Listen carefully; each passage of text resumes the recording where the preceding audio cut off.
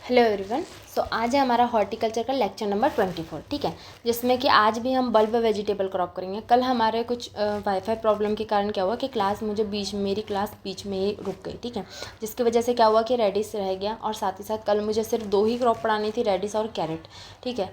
अब जो रेडिस है वो हम यहाँ कवर करेंगे, वहाँ जितना था सो आप उसको उतना ही कवर करिएगा, ठीक है। उसके बाद में आप लोग यहाँ पढ़ लीजिएगा। चलिए आज हम लोग यहाँ वहीं जहाँ हमने छोड़ा था हम लोग वहीं से स्टार्ट करेंगे, रेडिश से। चलिए अभी इससे पहले हम लोगों की कौन सी क्रॉप्स हो गई है, अनियन एंड गार्लिक। मैंने आप लोगों को इससे पहले अनियन कराया, फिर कल गार्लिक कराया था, और आज हम पढ़ेंगे क्या, रेडिश क्रॉप पढ़ेंगे बल्ब वेजिटेबल की। देखिए हम लोगों ने सेम यहीं पर छोड़ा था, जैसे कि मैंने आप लोगों को क्या बताया, रेडिश जो क्रॉप है, रेडिश क्रॉप में भी क्या है, उसका बॉटनिकल नेम क्या होता है, रेफेनस सटाइवस। बॉटनिकल नेम क्या होता है, रेफेनस सटाइवस इसका बॉटनिकल नेम होता है। 18 क्रोमोसोम नंबर होता है और ब्राज़िकेसी फैमिली होती है। कौन सी फैमिली होती है, ब्राज़िकेसी फैमिली होती है। और इसका ओरिजिन क्या है, मेडिटेरेनियन रीजन, ठीक है। मेडिटेरेनियन रीजन जो है इसका ओरिजिन है, ये हम लोगों ने कल पढ़ा था। और साथ ही साथ फिर मैंने आप लोगों को क्या बताया था कि रेडिश जो है वो एक रूट डेवलप्ड क्रॉप है। तो रूट डेवलप्ड क्रॉप में भी उसकी रूट कहाँ से, प्राइमरी एंड हाइपोकोटाइल रूट्स होती है, ठीक है, प्राइमरी एंड हाइपोकोटाइल रूट्स होती है, ठीक है, याद रखिएगा।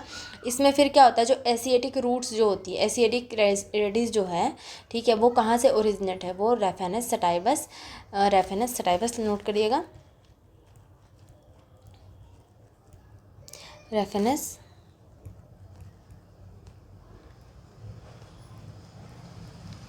सटाइवस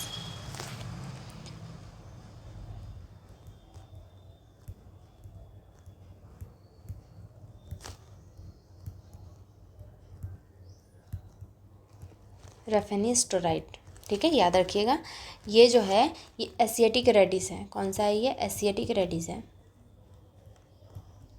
एसियाटिक रेडिश, ठीक है। इसके बाद आती है यूरोपियन रेडिस। यूरोपियन रेडिस में भी कौन सी आती है, कहाँ से ओरिजिनेट है, from Raphanus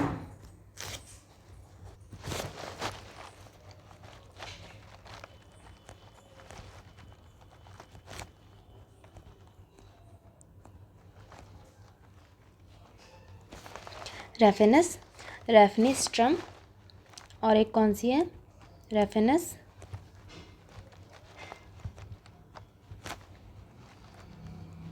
मेरिडिमस, Raphanus लॉन्ड्रा and Raphanus रोस्ट्राटस, ठीक है, याद रखिएगा। ये कहाँ की है, ये यूरोपियन रेडिस है, यूरोपियन रेडिस, ठीक है, याद रखिएगा इनको। ये एशियाटिक रेडिस और यूरोपियन रेडिस जो होती है वो उतनी ज़्यादा इंपॉर्टेंट नहीं है, लेकिन फिर भी आप लोग को याद रखना है। इसमें सबसे बेस्ट जो गुड सोर्स पाया जाता है वो किस विटामिन का पाया जाता है, विटामिन सोर्स पाया जाता है इसमें, good source for vitamin C. याद रखिएगा, विटामिन सी जो है इसमें भरपूर मात्रा में पाया जाता है। और बल्ब वेजिटेबल में जो सबसे बेस्ट जो जिस ऐसी कौन सी क्रॉप है जिसमें विटामिन मतलब कि गुड सोर्स विटामिन सी का पाया जाता है, वो कौन सी है, रेडिस है। रेडिस में विटामिन सी भरपूर मात्रा में पाया जाता है। वो भी कितना, नोट कर लीजिए, 50 to 40 mg पर 100 ग्राम, ठीक है, याद रखिएगा, ठीक है, इनको याद रखिएगा अच्छे से। इसके बाद में क्या होता है कि इसमें मॉडिफाइड फ्रॉम रूट पाई जाती है। मॉडिफाइड जो रूट्स पाई जाती है वो कौन सी होती है, फ्यूजोफॉर्म। कौन सी, फ्यूजीफॉर्म जो रूट्स होती है वो मॉडिफाइड पाई जाती है, ठीक है, फ्यूजीफॉर्म मॉडिफाइड रूट्स पाई जाती है, याद रखिएगा। मॉडिफाइड रूट्स कौन सी होती है, फ्यूजीफॉर्म होती है, मॉडिफाइड रूट्स ऐसे, या तो फिर ऐसे नोट कर लीजिएगा, modified from roots is fusiform, ठीक है। एडिबल पोर्शन जो होता है, edible portion of radish root develop from, वो कौन सा होता है, both primary roots and the hypocotyl. कौन सा होता है, एडिबल पोर्शन जो होता है रेडिश का, मतलब कि खाने योग्य जो भाग होता है वो प्राइमरी रूट्स एंड हाइपिकोटाइल दोनों होता है, ठीक है। ये रूट डेवलप वैरायटी है जिसमें जो कि प्राइमरी रूट्स एंड हाइपिकोटाइल से होती है, और इसका एडिबल पार्ट भी यही होता है, याद रखिएगा, ठीक है। रेडिस जो है वो रूट डेवलप है, मतलब कि वो ट्यूबर वेराइटी है जो अंदर से अंदर उसमें रूट्स रहती है, तो उसे ही प्राइमरी रूट्स और हाइपोकोटाइल खाने भाग है। शुगर जो है वो ग्लूकोज पाया जाता है। शुगर कौन सा पाया जाता है? शुगर ग्लूकोज पाया जाता है। कौन सा? Sugar glucose. कौन सा पाया जाता है? शुगर जो है वो ग्लूकोज पाया जाता है। और इसमें फेमस जापानीज रेडिस जो है वो, जो कि अचार बनाने के लिए बहुत ये होती है, बेस्ट होती है, वो तकान है। कौन सी है? Takuan. Famous Japanese radish pickle. लिखिएगा, फेमस जापानीज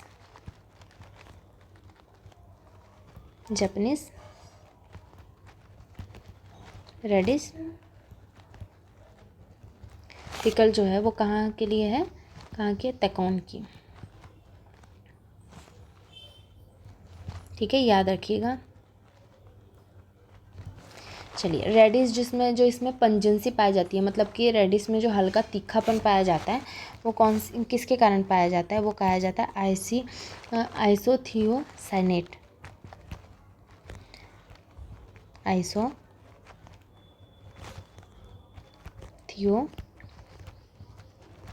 साइनेट्स के कारण इसमें पंजेंसी पाई जाती है। कौन? ठीक है, याद रखिएगा, रेडिस में जो पंजेंसी पाई जाती है कौन सी होती है?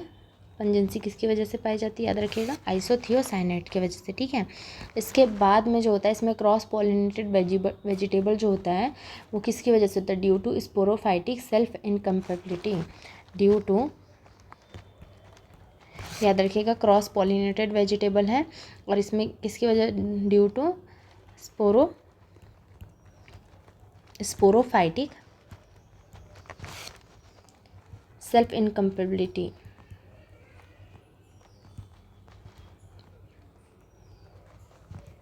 इनकम्पैटिबिलिटी। ठीक है, याद रखिएगा। चलिए, इसमें जो पिगमेंटेशन इन रेडिस, पिगमेंटेशन जो पाया जाता है, पिगमेंटेशन होता है pink, red, purple colour, is due to anthocyanin pigments होता है। पिगमेंट जो होता है वो एंथोसाइनिन पिगमेंट किस किस कलर का होता है? Pink, red, pink, red, purple. याद रखिएगा, पिंक, रेड और पर्पल जो होता है वो एंथोसाइनिन पिगमेंट की वजह से होता है। कौन सा? Anthocyanin pigment. Anthocyanin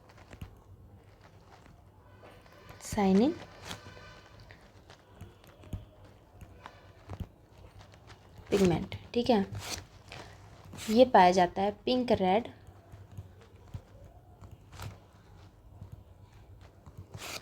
purple colour. ठीक है, चलिए, ये इसको स्टार मार्क करिएगा, ये पूछा जाता है एग्जाम्स में। जो पर्पल कलर है उसमें सैनिडीन पिगमेंट पाया जाता है। तो जो पर्पल कलर है उसमें कौन सा पिगमेंट पाया जाता है? सैनिडाइन। ठीक है, सैनिडीन। और रेड कलर में पेलार्गोडिन। ठीक है, पेलार्गोनिडिन। ठीक है, याद रखिएगा, जो इसमें जो पर्पल कलर है, इस पर्पल कलर में पाया जाता है कौन सा? साइनिडिन। और वहीं पर ये जो रेड कलर है, इस रेड कलर में कौन सा पाया जाता है? पेलार्गोनिडिन।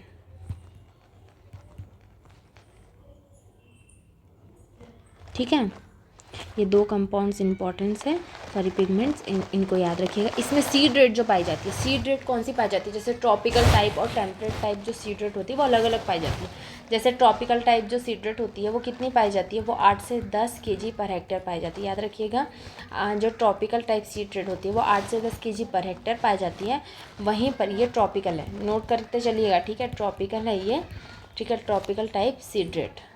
ठीक है, जो ट्रॉपिकल टाइप सीड रेट पाई जाती है वो कितनी पाई जाती है? 8 से 10 kg पर हेक्टेयर पाई जाती है। वहीं पर टेम्परेट टाइप जो पाई जाती है, temperate type seed rate, temperate जो टाइप सीड रेट पाई जाती है वो कितनी पाई जाती है? 10 से 12 kg पर हेक्टेयर। 10 से 12 kg पर हेक्टेयर। ठीक है, इसकी कुछ वैरायटी होती है, जैसे कि वैरायटीज़ जो होती है वो बॉम्बे रेड। ठीक है, बॉम्बे रेड वैरायटी होती है, चाइनीज़ रोज़ के ताई। ठीक है, ठीक है, चलिए, इसकी ना कुछ और वैरायटीज़ है, जैसे जापानीज़ वैरायटी है जो कि शकुरिज्मा है। कौन सी है? जापानीज़ वैरायटी कौन सी है? शकुरिज्मा है। और जापानीज़ की ही वाइट कलर वैरायटी है। एक जापानीज़ वैरायटी है जो कि शकुरिज्मा है, और जापानीज़ वाइट कलर जो वैरायटी है वो सीड इन प्लेन है। ठीक है, याद रखिएगा।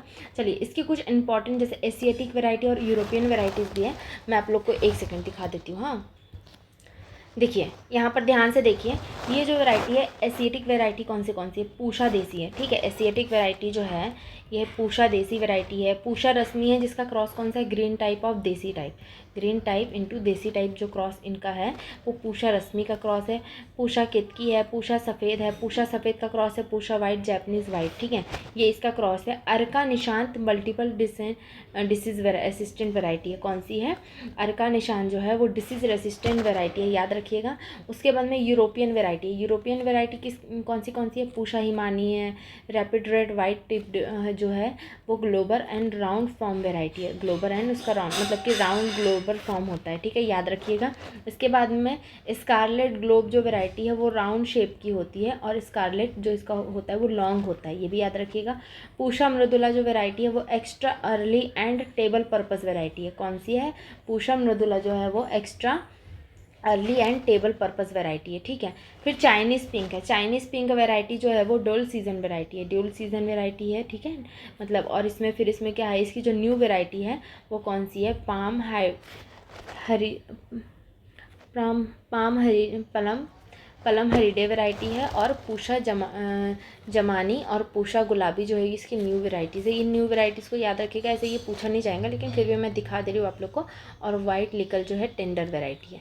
चलिए ठीक है, ये देखिए ये हो गई, ये सारी वैराइटीज़ हो गई। इसके बाद में एक टॉपिक है कैरेट है, जिसका तो उतना मतलब इतना ज़्यादा इंपॉर्टेंट है नहीं। ये कैरेट जो है इसका जो एशियाटिक है, एशियाटिक जैसे रेड कलर जो पाया जाता है कैरेट में लाइकोपिन की वजह से पाया जाता है। और एशियाटिक जो वैरायटी होती है उसे हाई टेम्परेचर रिक्वायरमेंट होती है, और ऑरेंज कलर वाले को कोल्ड टेम्परेचर। तभी आप लोगों ने देखा होगा कि रेड कलर जो है वो जब हाई टेम्परेचर जब होता है तो हमें रेड कलर का कैरेट प्राप्त होता है, और जब ऑरेंज कलर का जो कैरेट होता है तो वो हमें कब गर्मियों में जब मिलता है तो वो कोल्ड टेम्परेचर में ग्रो होता है। ठीक है, याद रखिएगा।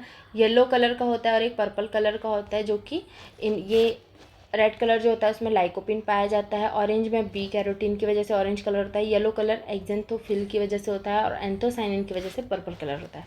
याद रखिएगा। इसकी सीड रेट याद रखिएगा, ये पूछी जा सकती है। 5 से 6 kg होती है। इसके बाद पूषा वसुंधा, पूषा मेघाली एशियाटिक वैरायटी है, और पूषा नगन ज्योति जेनो और चैतन्य जो वैरायटी है यूरोपियन वैरायटी। ठीक है, चलिए ये यहाँ तक हमारा आज जो है अब बल्ब वेजिटेबल क्रॉप ख़त्म होता है। ठीक है, इसके बाद हम अब नेक्स्ट क्रॉप करेंगे।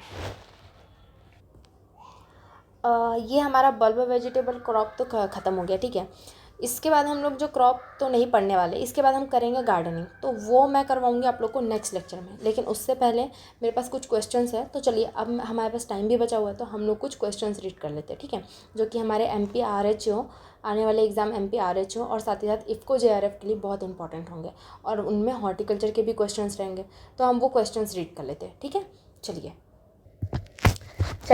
देखिए सबसे पहला क्वेश्चन क्या है हमारा?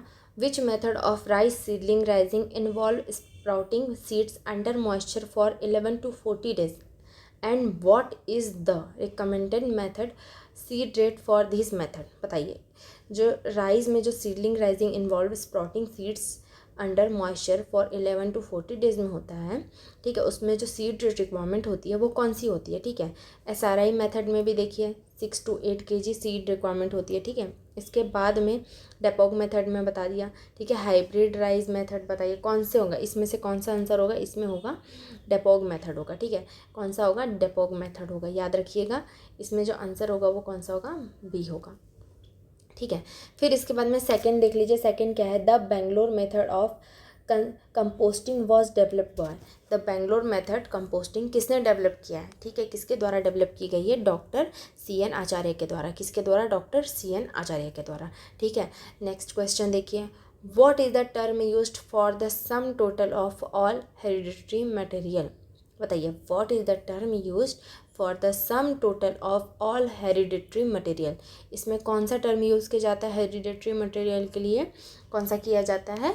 D, gene pool. कौन सा? Gene pool. ठीक है, याद रखिएगा। नो फिनोटाइप, ना फोटोप्लाज्मा, ना जीनोटाइप। कौन सा? जीन पूल यूज़ किया जाता है।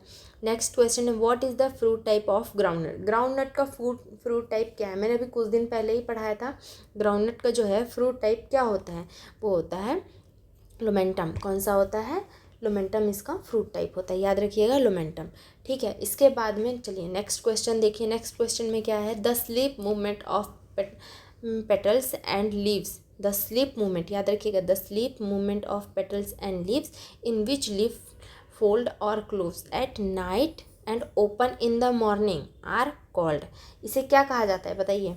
कौन सा है जो स्लीप मूवमेंट होता है पेटल्स एंड लीव्स जो है वो लीव्स फोल्ड और क्लोज एट नाइट। ठीक है, क्लोज हो जाता है नाइट में और ओपन हो जाता है मॉर्निंग में।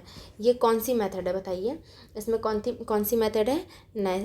ये है। कौन सा है? इसमें आंसर होगा ए। ठीक है, याद रखिएगा आंसर क्या होगा इसका? ए होगा। ठीक है, नाइसिटेंसी। कौन सा है? नाइसिटेंसिटी, याद रखिएगा इसे। इसके बाद में सिक्स्थ है। ठीक है, सिक्स्थ में क्या है? In tea plantation which of the following nutrient is most critical for maintaining high quality tea leaves. बताइए इसमें इसका आंसर क्या होगा? बताइए इसमें इसका आंसर क्या होगा? इसमें इसका आंसर होगा सल्फर। ठीक है, याद रखिएगा सल्फर। चलिए नेक्स्ट देख लीजिए। What term describe the practice wrapping performed at 1 week after planting to adjust standing seeds, break the hard surface crust and cover exposed seed in sugarcane cultivation। बताइए इसमें क्या होगा? इसमें ये इंपॉर्टेंट क्वेश्चन है। देखिए भले ही बड़ा क्वेश्चन है लेकिन इसे स्टार मार्क करिएगा, ये इंपॉर्टेंट क्वेश्चन है। ठीक है, what term describe the practice wrapping perform at 1 week after planting the adjust standing seed, break the hard surface crust and cover expose seed in sugarcane cultivation. ठीक है, इन sugarcane cultivation. तो इसका answer क्या होगा? Blight and light hoeing. क्या होगा इसका? Blight या लाइट होइंग इसका आंसर होगा। फिर नेक्स्ट क्वेश्चन देखिए। Which disease is transmitted by the eriophyid mites, aceria tulipae. क्या होगा इसका आंसर? इसका आंसर बताइए। इसका आंसर इंपॉर्टेंट है, ये क्वेश्चन पूछा गया है। इसका आंसर होगा स्ट्रिक मोज़ेक ऑफ वीट। क्या होगा? ये जो है वो स्ट्रिक मोज़ेक ऑफ वीट में ट्रांसमिटेड है। ठीक है, याद रखिएगा।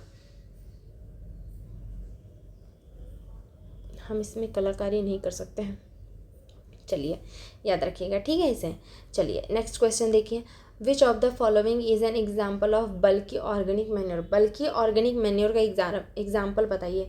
ये बहुत ईजी क्वेश्चन है, बताइए। Farm yard manure. क्या है? बल्कि ऑर्गेनिक मैन्योर का एग्जाम्पल क्या है? फार्म यार्ड मैन्योर है।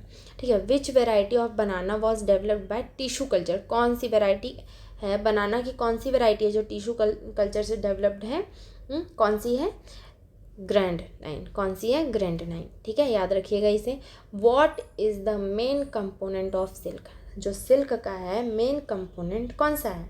सिल्क का मेन कंपोनेंट कौन सा है? सिल्क में मेन कंपोनेंट पाया जाता है प्रोटीन। कौन सा पाया जाता है? प्रोटीन। याद रखिएगा सिल्क में मेन कंपोनेंट पाया जाता है प्रोटीन का। नेक्स्ट क्वेश्चन है मोंटमोरलोनाइट। ठीक है, montmorillonite is predominant in which type of soil. इसमें कौन सी टाइप की सॉइल यूज़ की जाती है? बताइए, इतना टफ नाम है इसका। इसमें कौन सी टाइप की सॉइल यूज़ की जाती है? चलिए बताइए। इसमें यूज़ की जाती है क्ले सॉइल। कौन सी यूज़ की जाती है? क्ले सॉइल यूज़ की जाती है। चलिए नेक्स्ट क्वेश्चन देखिए। ये सॉइल्स के कुछ क्वेश्चन है। ठीक है, ये क्वेश्चन जो है ये सॉइल्स के क्वेश्चन है। चलिए, soil density is measured by which of the following instruments. बताइए सॉइल डेंसिटी मेजर करने के लिए कौन से इंस्ट्रूमेंट का यूज़ किया जाता है? बताइए किसका? साइकोमीटर। कौन सा? साइकोमीटर। ठीक है। In which phase of sugarcane growth is irrigation considered most critical according to the irrigation phase outlined? क्या है इसका answer? In which phase of sugarcane growth is irrigation considered most critical according to the irrigation phase condition? इसका answer क्या होगा? इसका answer होगा formative phase. कौन सा होगा? Formative phase. लगता है लगभग कम से कम 25-30 क्वेश्चन तो हो गए आपके। चलिए, है ना, इसका आंसर क्या होगा? बी होगा। नोट करिएगा अच्छे से। ये सारे देखिए, ये सारे जो क्वेश्चन है ये MPRHO में आए हुए हैं, ठीक है। MPRHO के प्रीवियस ईयर क्वेश्चन है, मैंने निकाला है। तो मैं आप लोगों को वैसे भी इसकी अलग क्लास लेके रीड कराने ही वाली थी, तो आज हमारे पास टाइम है तो क्यों ना मैं आपको यहीं करा दूँ, ठीक है। हमारा थोड़ा टाइम भी बचेगा। चलिए अब नेक्स्ट क्वेश्चन करिए, rancidity. Rancidity in sunflower oil is due to, rancidity is sunflower oil is due to, कौन सा आएगा इसका आंसर क्या होगा? A, oxidation. कौन सा होगा इसमें? Oxidation. Rancidity in sunflower oil is due to oxidation, ठीक है। Which fungal disease of rice, which fungal disease of rice is caused by magnaporthe oryzae and result in diamond shape design on leaves. बताइए इसमें से कौन सा disease है, कौन सा फंगल डिसीज़ है? Rice blast disease. कौन सा है? राइस ब्लास्ट डिसीज़ है, ठीक है, याद रखिएगा। Bronzing in guava, bronzing in guava occur due to deficiency of, ये मैंने भी कुछ दिन पहले कराया और ये इंपॉर्टेंट है। ये मैंने इससे पहले भी एक क्वेश्चन करवाया था, उस सीरीज़ में मैंने ये करवाया था। कौन सा इसका आंसर होगा? कौन सा? जिंक। ये तो भाई बहुत ईजी है, ब्रॉन्जिंग इन गुआवा, जिंक, ठीक है, याद रखिएगा। Which of the following mineral is most resistant to weathering, which of the following mineral is most resistant to weathering, इसका आंसर क्या होगा? इसका आंसर होगा क्वार्टेज। कौन सा होगा? क्वार्टेज, ठीक है। Edible banana fruit is seedless because of which of the following reason, क्या रीज़न है इसका? बताइए। Edible banana fruit is seedless because of which of the following reason, इसका आंसर होगा ए, एम्ब्रियो अबॉर्शन। इसका आंसर क्या होगा? Embryo abortion. एम्ब्रियो अबॉर्शन आप लोग को पता नहीं क्या होता है? एम्ब्रियो अबॉर्शन मतलब कि इसमें क्या होता है कि प्लांट्स में क्या होता है, पॉलिनेशन भी होता है, फर्टिलाइजेशन भी हो जाता है, लेकिन बाद में उसमें प्रोसेस आगे नहीं बढ़ पाती है, बीच में ही उसका अबॉर्शन हो जाता है, ठीक है, याद रखिएगा इसे। Which metal ion act as a cofactor is the urease enzyme. बताइए which metal ion act as a cofactor in the urease enzyme, इसमें कौन सा एंजाइम पाया जाता है? इसमें पाया जाता है निकिल। कौन सा? निकिल, याद रखिएगा। Which crop is also known as wonder crop, इसमें से बताइए वंडर क्रॉप कौन सी है? वंडर क्रॉप कौन सी है? वंडर क्रॉप है इसमें वंडर क्रॉप है सोयाबीन। कौन सी है? वंडर, एक सेकेंड, हाँ, वंडर क्रॉप कौन सी है इसमें? सोयाबीन, ठीक है, वंडर क्रॉप कौन सी है? सोयाबीन। नेक्स्ट क्रॉप देखिए, the Bordeaux mixture was first time used for the control of, बताइए the Bordeaux mixture was first time use the control of damping off pea, क्या होगा इसका? डैम्पिंग ऑफ पी, ठीक है। The term picking, the term जो picking term है वो floriculture is used of encourage. बताइए पिकिंग, फ्लोरिकल्चर में जो पिकिंग टर्म है वो किस चीज़ क्यों यूज़ की जाती है, किसे इनकरेज करने के लिए यूज़ की जाती है? तो ये इसका आंसर होगा side branching of for more flower, जो side branching for more flower, ठीक है, याद रखिएगा इसे। चलिए next, what chemical is preliminary found in large cardamom, कौन सा है? बताइए कौन सा केमिकल है? हाँ, इसमें आएगा सिनेमा। कौन सा आएगा? सिनेमा, ठीक है, चलिए याद रखिएगा। इसके बाद है नेक्स्ट है, what is the name of the process of unwinding the silk from the cocoon. बताइए इसका आंसर बहुत इंपॉर्टेंट है, ये इससे अलग भी एग्जाम्स में ये पूछा गया। What is the name of the process of unwinding the silk from the cocoon, इसका आंसर होगा स्पिनिंग। क्या होगा इसका? स्पिनिंग इसका आंसर होगा, ठीक है। ये और ये इससे अगर आया तो याद रखिएगा, ठीक है। अनवाइंडिंग द सिल्क फॉर्म, कौन सी प्रोसेस? अनवाइंडिंग प्रोसेस, ठीक है, कोकोन में, याद रखिएगा। चलिए नेक्स्ट क्वेश्चन करिए, citrus greening also known as huanglongbing HLB। वाह यार, ये शायद मुझे लगता है ये अलग अलग है। हंग लॉन्गबिंग, ठीक है, हंग लॉन्गबिंग नोन एज हैंग लॉन्गबिंग, ठीक है, याद रखिएगा इसे। HLB इसका शॉर्ट फॉर्म है। इसका preliminary transmitted by which vector, कौन से वेक्टर में इसका ट्रांसमिट किया जाता है? साइलिम हाँ, डाइफोरेना सिट्रस यही है, डाइफोरेना सिट्रस, इसका आंसर सी होगा। मोको disease of banana is transmitted by which of the following bacteria, बताइए मोको डिसीज ऑफ बनाना ये किस बैक्टीरिया से होता है। मोको डिसीज ऑफ बनाना जो है ये है रेस्टलॉन सोलेनेरम, ठीक है, याद रखिए कि इसका आंसर होगा सी।